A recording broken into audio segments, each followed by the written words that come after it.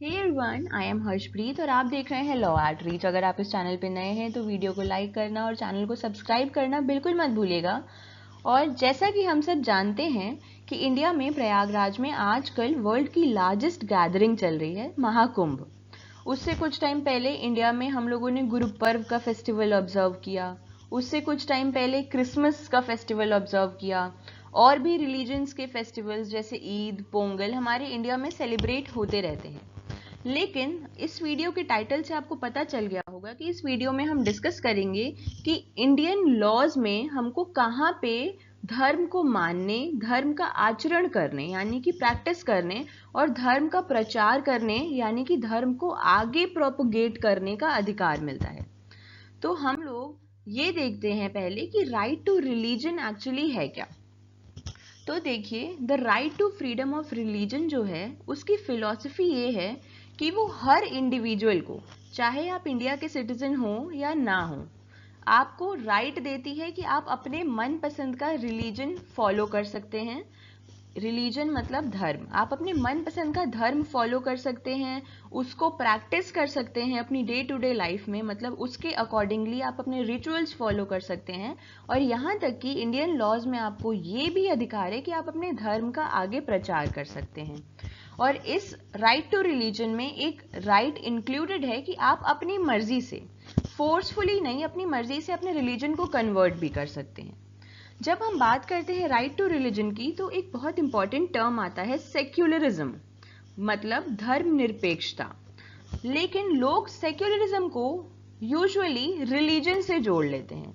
लेकिन हमको ये जानना जरूरी है कि सेक्युलरिज्म और रिलीजन दो सेपरेट कंसेप्ट्स हैं। सेक्युलरिज्म का मतलब है कि इंडिया का कोई भी एक स्पेसिफिक रिलीजन नहीं है, सारे ही धर्मों को सोशल बेसिस पे, इकोनॉमिक बेसिस पे, कल्चरल बेसिस पे इक्वल अधिकार मिलेंगे।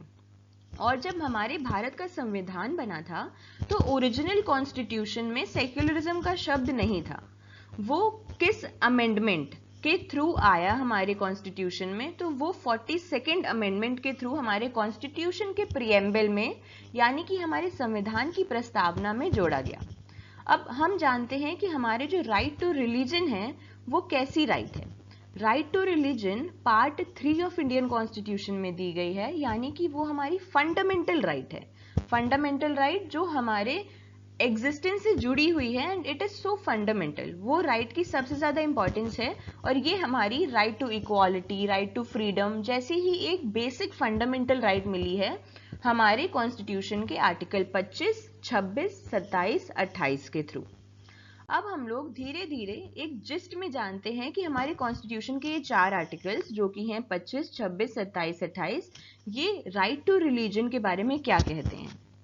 तो पहला आर्टिकल है हमारा आर्टिकल 25। वो आर्टिकल कहता है कि हमको 4 अधिकार मिले हुए हैं कॉन्स्टिट्यूशन में, जो इस आर्टिकल के थ्रू सारे ही पर्सन्स को मिले हुए हैं, चाहे आप इंडिया के सिटीजन हो चाहे आप नॉन सिटीजन हो।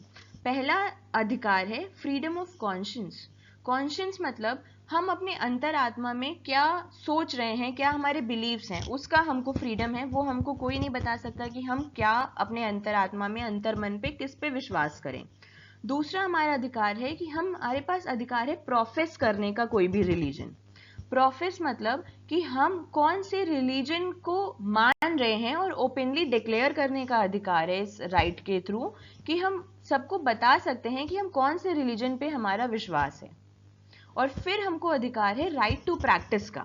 प्रैक्टिस को मान लीजिए कि हम जो भी रिलीजन मान रहे हैं, जो भी फेथ को मान रहे हैं, उसको डे टू डे में प्रैक्टिस करें।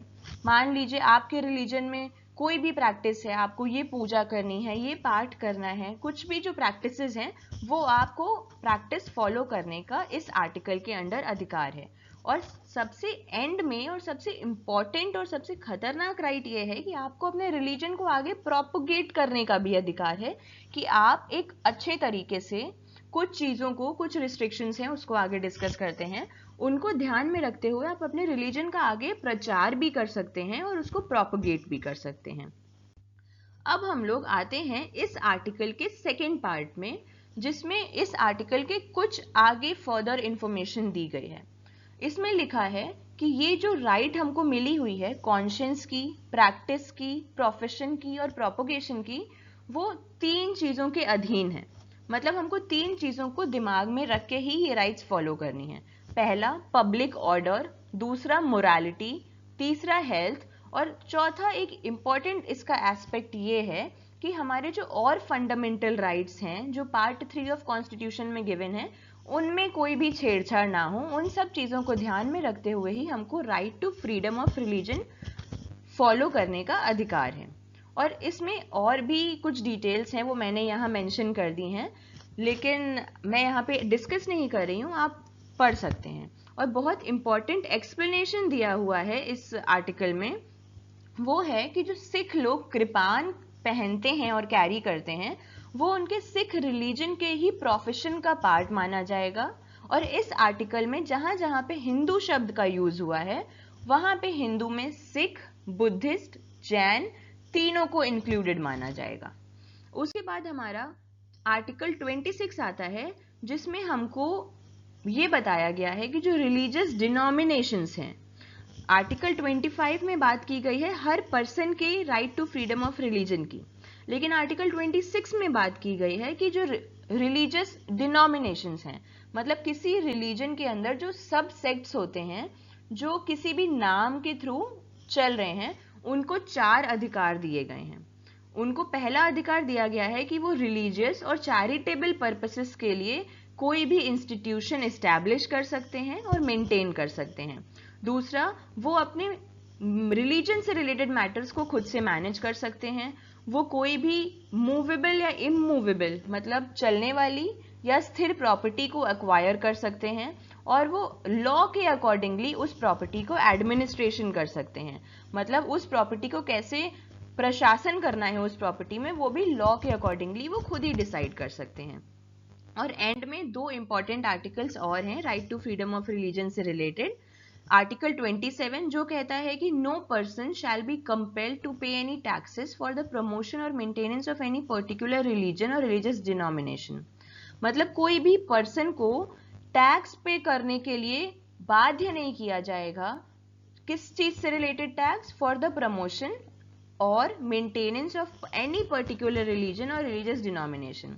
किसी भी रिलीजन या रिलीजियस डिनोमिनेशन से रिलेटेड या उसको प्रमोट करने के लिए या उसको मेंटेन करने के लिए कोई भी टैक्स किसी पर्सन से कंपल्सरीली नहीं लिया जाएगा। और आर्टिकल 28 कहता है कि जो एजुकेशनल इंस्टीट्यूशंस हैं, ऐसे एजुकेशनल इंस्टीट्यूशंस जो पूरे तरीके से स्टेट फंड्स के थ्रू मेंटेन हो रहे हैं, वहां पे कोई भी रिलीजियस इंस्ट्रक्शन नहीं दिया जाएगा। तो ये जिस्ट में हम लोगों ने डिस्कस कर लिया कि right to freedom of religion और लॉ के बीच में क्या इंटरलिंकेज है। ठीक है, तो ये बेसिक जनरल अवेयरनेस के लिए वीडियो थी। आप अगर लॉ फील्ड से नहीं भी हैं तो भी आपको इतनी अपने लॉ के बारे में जानकारी होनी ही चाहिए, क्योंकि हम लोग एक ऐसी कंट्री में रहते हैं जहाँ पे रूल ऑफ लॉ है, तो हम लोग लॉ से बच नहीं सकते हैं और बेसिक लॉ की जानकारी सबको होनी ही चाहिए। और अगर आप ये वीडियो एंड तक देख रहे हैं then thanks a lot from my side. Don't forget to subscribe to my YouTube channel और ये वीडियो आगे ज़रूर शेयर करिएगा, जिससे जो बहुत बेसिक अधिकार है हमारे इंडियन लॉज में हमको दिया गया, जो धर्म को मानने का अधिकार है, धर्म को आचरण करने का अधिकार है, उसके बारे में लॉज क्या कहते हैं ये हमको पता होना चाहिए अगर हम एक भारतीय नागरिक हैं तो। Thank you and have a nice day.